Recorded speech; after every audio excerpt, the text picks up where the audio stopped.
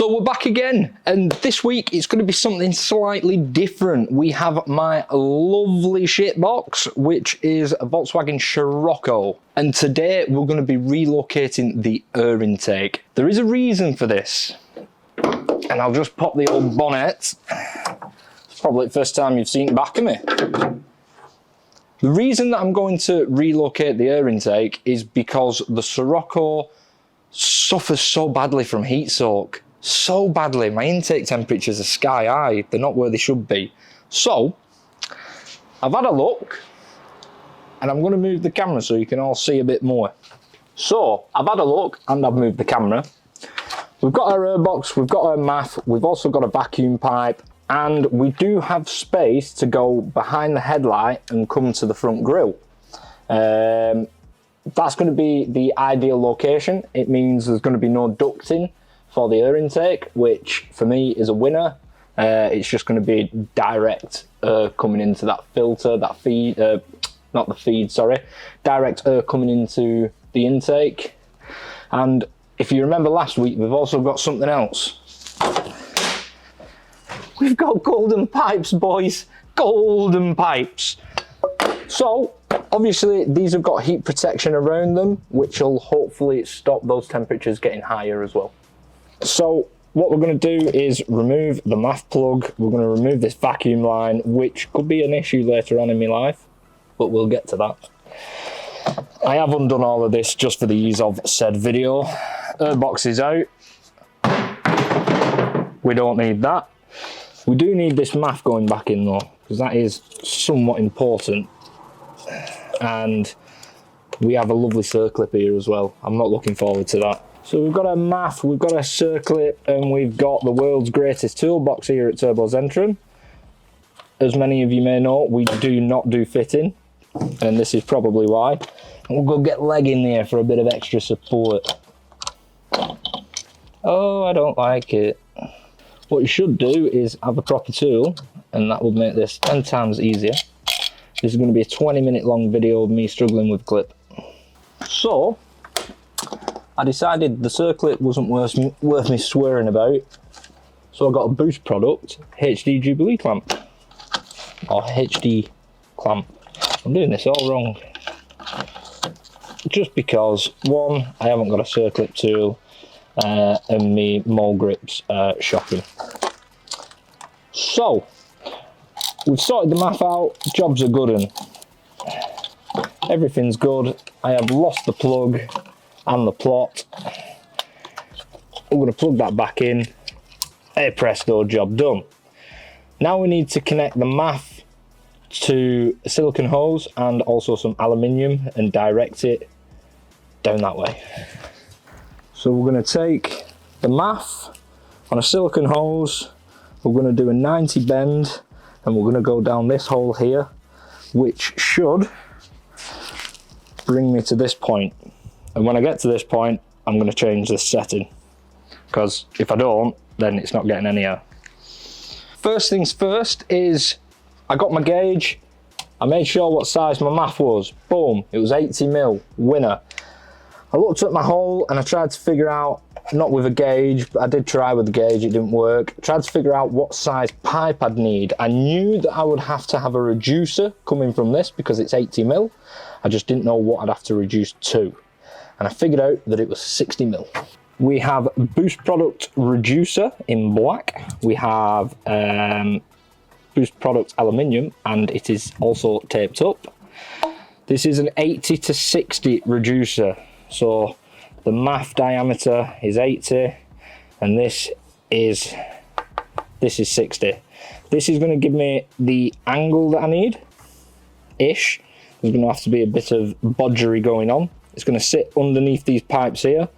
Again, it's very close to the engine. I'm still going to be getting some heat soak coming through here, but hopefully the fact that we're relocating it will change those intake temperatures.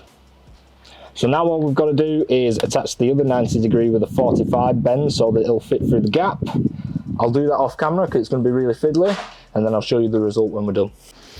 So I went away and I took the bumper off, and as you can see, we are now all piped up. We have our original, which goes to the lovely Boost products. That then comes down. A little behind there. It's very messy behind here, I do apologise. Where that then goes is right here. And that's going to be where our air intake is. Yeah, we did have to adjust this top 90-degree aluminium bend just because it was too long and it was coming like over here and we needed it there. And I will show you why when I put the bumper back up. We've still got some bits to do yet. So luckily for me, my bumper is on bonnet pins because it got ripped off and I've yet to buy a new one. So if we just sit that there like that, you might be able to just about make that out on the camera. If not, you really can't. Obviously, this does not look the most attractive if you're driving down and half of it's missing. But, as we can see, that's where our air feed will be. We're gonna, I'll zoom out a bit. What we're gonna do is we're actually gonna cut some of this back and we're gonna cut some of this down. Or, what we might do is we might just put a big core hole in it. Cut this out, put a big core hole in that, although it is already vented. Put a big core hole in that and job might be a good one. After a lot of sweat, because it is the hottest day of the year,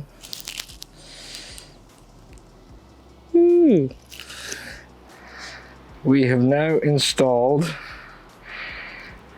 our intake. We relocated our intake.